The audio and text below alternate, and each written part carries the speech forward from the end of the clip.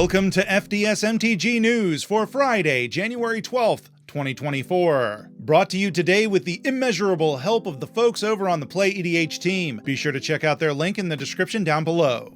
Speaking of PlayEDH, they just announced that Queerphorexia on Twitter will be joining their media team. The official PlayEDH Twitter account made the announcement on January 10th, saying that she will be joining the media team and helping out with streaming and much more. Chloe is an MTG content creator, putting out a bunch of content on various platforms, and now they are working with PlayEDH.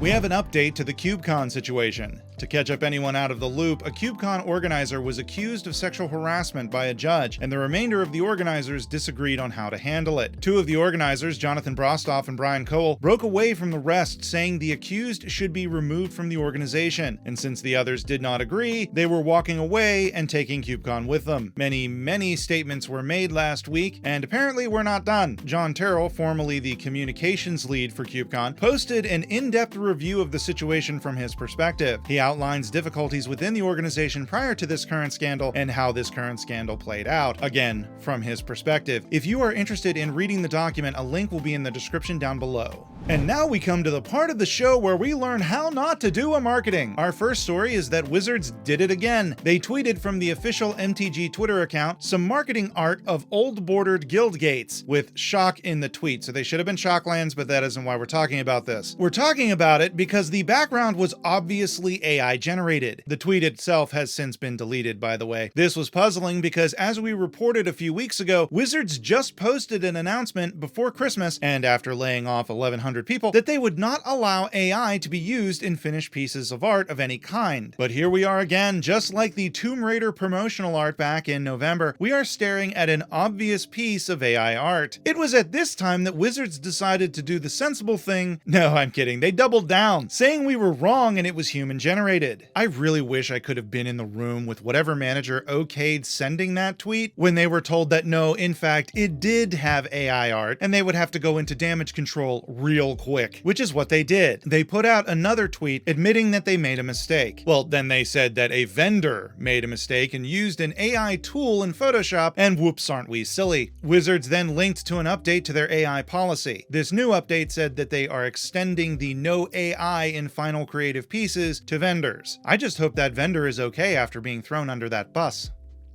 Our second cautionary marketing tale revolves around checking your work and maybe knowing a little bit about whatever the hell it is you are marketing. Not only did the "No, it's not AI, we swear" tweet have shock in the tweet while featuring guild gates, and no, I'm not going to let that go. Not only that, but they posted a video on Twitter on January 10th that featured Alquist Proft talking about the murder. It's basically just a mini trailer kind of thing, showing off the character and how elusive and mysterious he is. At the beginning of the video, they feature a Ravinica newspaper, except it's spelled Ravinica. That's a whoopsie. But as someone who has misspelled a lot of my on-screen graphics over the years, I'm not one to throw stones on this one. But labeling Teysa Karlov as a member of the Azorius Guild, oh, that's bad. Wanted to pop in real quick because some people were suggesting that this clip may have been part of these larger puzzles and everything that Wizards is doing right now, but I don't think so. I don't think that this is part of that bigger puzzle situation. And my reason for that is because they deleted the video. The video was up for less than a day before they deleted it. So that leads me to believe that these were actual mistakes that they needed to correct. We'll see if they put out an updated version of the video or if it just goes away. Just wanted to get out ahead of that. I realize this may seem like peak, actually, Teysa is Orzhov, but this was supposed to be an Easter egg. If you were looking close enough, you would see this little nugget hidden among the video. But who are Easter eggs for? They're for the Ultra fans. These are fun little pieces of lore sprinkled about in the marketing material to have us go, look at that, they put that in for us, isn't that nice? Except when you biff it like this, it goes from, that's neat, to why did they even bother when they don't know their own lore? I don't know what vendor Wizards is using for its marketing, but they need to get on a Zoom call and align some core competencies to drill down and leverage some better deliverables, because what they're putting out now isn't really moving the needle. In an article on the Magic website, it was announced that there was a localization issue with showcase cards in French, German, Italian, Spanish, and Portuguese play boosters. Due to this issue, the showcase version of the card will be in English. This doesn't affect French or German collector boosters. There is no mention of whether that does or does not affect collector boosters in Italian, Spanish, and Portuguese. No other languages were affected.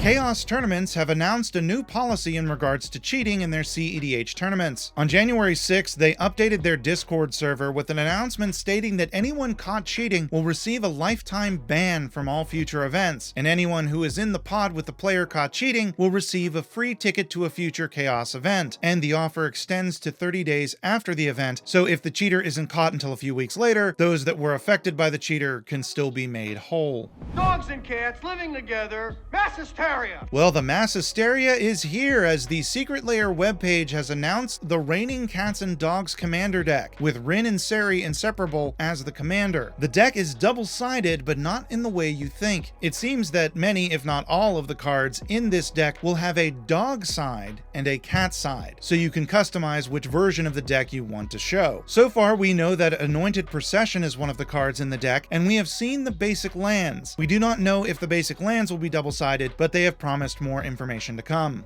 Go to MTech Cave today to check out their hobby modular system to transform your hobby area into an organized juggernaut of a space. Link in the description down below.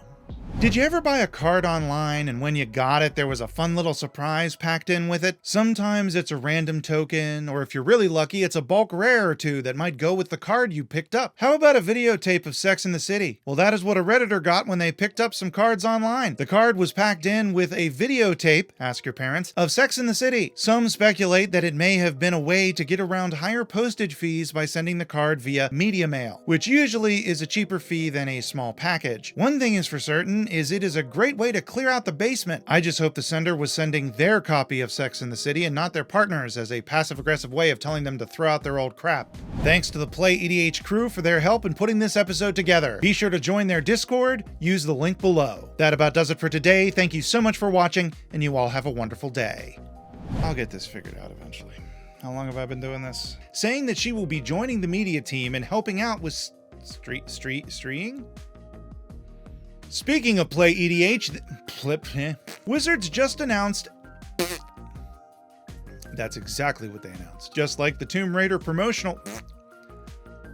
Again, that's what it was. But here we are again, just like the Tomb Raider promotional art back in November. Due to this issue, the showcase version of the card will not... Due to this issue, on January 6th, they updated their Discord server with an announcement stating that... That's exactly what they stated. Will receive a lifetime bam, so you can customize which version of the deck you want to bling out. Not wrong. Go to MTech Cave today to check out their hobby modular system to transform your hobby area into an organized juggernaut of a space. I said that with no breath, as a passive-aggressive way of telling them to clean up that club. Thanks to the PlayEDH crew for their help in putting this episode together. Be sure to join their